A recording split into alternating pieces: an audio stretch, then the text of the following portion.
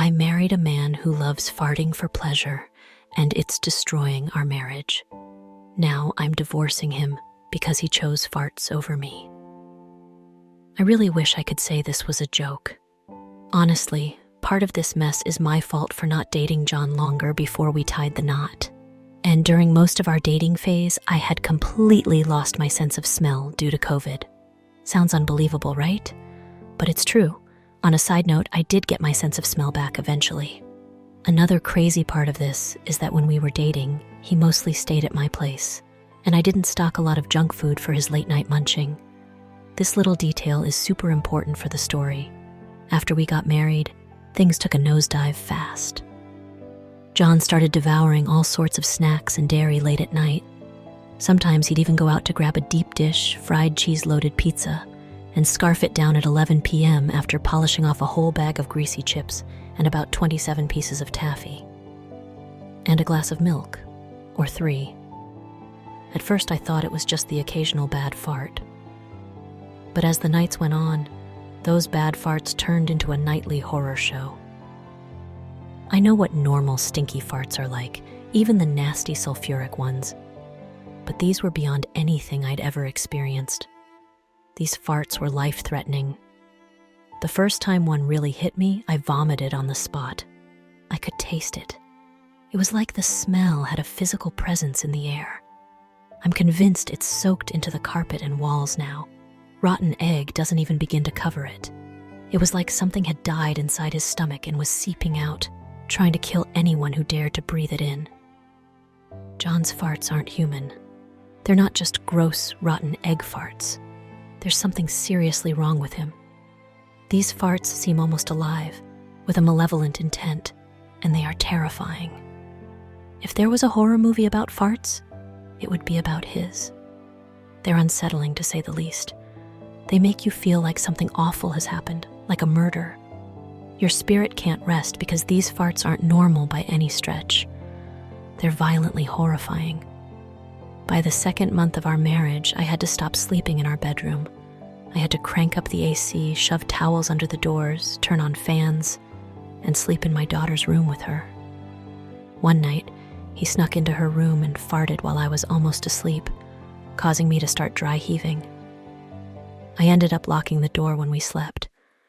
I even started taking prescription nausea meds at night just to keep my food down because his farts were making me so sick it was a health hazard. When I asked John if he thought all the food he was inhaling every night was causing his farts, he actually said yes. I then suggested maybe he could slow down or switch to healthier snacks, like sea salt popcorn or something lighter without all that thick cheese. He flat out refused. His reason? He said he enjoys the way the farts feel as they vibrate his prostate and butthole. I'm not kidding, VJJ, he actually said that. I can't believe I just typed that out. My life turned into a living nightmare because I couldn't sleep in my own room without risking my health. Since my desk was in the bedroom, I also had to stop working there during the day. John works from home in the bedroom too. I had to rearrange my entire life to accommodate his farting pleasure. I tried everything to get him to see a doctor. I found referrals to gastroenterologists, bought probiotics and enzymes, and even got milk substitutes. I cooked healthy meals, but he'd tell me he didn't want them and drive himself to Taco Bell instead. He refused to go to the doctor and only pretended to take the probiotics, slipping them by his nightstand when he thought I wasn't looking. Realizing I might have to stay on prescription nausea meds, possibly for life, just to live with this man was mind-blowing. Our budget was spiraling out of control to keep up with the insane amount of food needed for his farting pleasures. At one point, he ate so much, so quickly, that he gained 12 pounds in just 48 hours and screamed when he saw the scale. I tried to get him into therapy and to see a psychiatrist, but he wouldn't go. I'm a very body-positive person who doesn't fat shame. I genuinely believe people should eat what makes them feel good and healthy without worrying about hitting numbers on a scale. But this situation is a disaster. It's bizarre and uncommon, something most people probably can't relate to because it's just so absurd.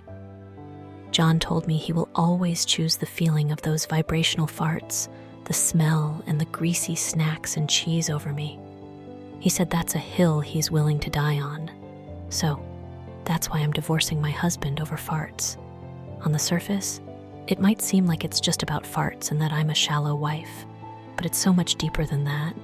It's hard to explain, but it goes beyond just the farts.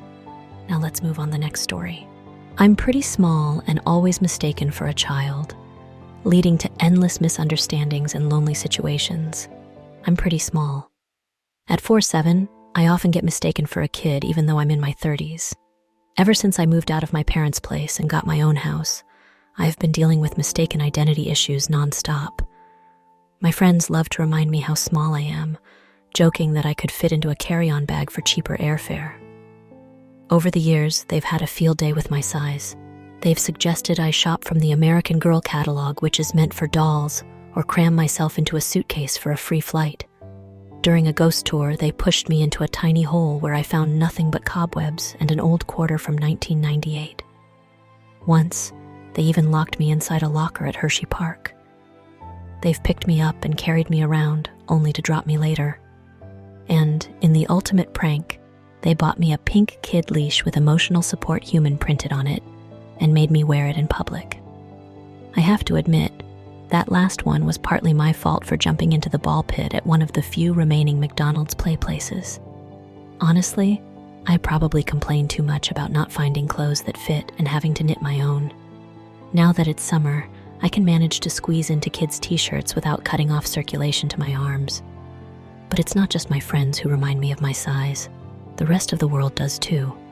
Like the Karen at Walmart who refused to let me buy anything from the pharmacy, despite showing my ID, because apparently short adults don't exist. Or the cops who mistook me for a lost child during a nighttime dog walk and interrogated me for an hour about why I was out so late. I was wearing a glow-in-the-dark headband and walking on the sidewalk. Waiters at restaurants always want to give me crayons or a booster seat, and other cops have pulled me over for looking too young to drive. The list of these incidents goes on forever, like the song that never ends. And being mistaken for a kid constantly has also gotten my husband into trouble. He's been detained for suspected child luring more than once because he drives an old brown hatchback from the 70s, circles the parking lot while waiting for me, wears sunglasses indoors due to old LASIK surgery, and is bald with a beard. The first time was at Walmart. I went to return some jeans that didn't fit, and he came inside after getting tired of circling the lot. We argued a bit before I hid in the fitting room, and he went back to the car. A bystander saw this and reported it to Walmart security, who called the police. When I left the store, I found his car, but not him. I had Walmart page his name, only to find him in the manager's office with 4 policemen. The second time was just yesterday at Best Buy while I was waiting for the home theater guy to finish setting up my new TV, which I needed because a misfired firework blew up my old one. My husband thought it would be funny to stalk me around the store and take photos of me with demo phones while we waited. He ended up getting dragged away by some guys in yellow shirts, and the police came to talk to him. Thankfully, one officer recognized him from the Walmart incident and asked if I was in the store. I was right there next to the home theater guy, where I'd been for the last hour. Then there's my other friends, like my unfortunate buddy, who was once mistaken for my mother and scolded for speaking to her child that way. That really ticked me off, so I called the person out and stormed off to find the bar at Dave & Buster's. They wouldn't serve me until I made such a fuss that the manager came over. Another time, I bought a hard cider at the ski lodge, only to have it knocked out of my hand by some random ski patrol guy who insisted I was too young to drink. I was at a table with my friends, all of us enjoying our drinks. I had paid for it with my own money and even got ID'd by the bartender. After I gave him a piece of my mind, he apologized and got me a new drink.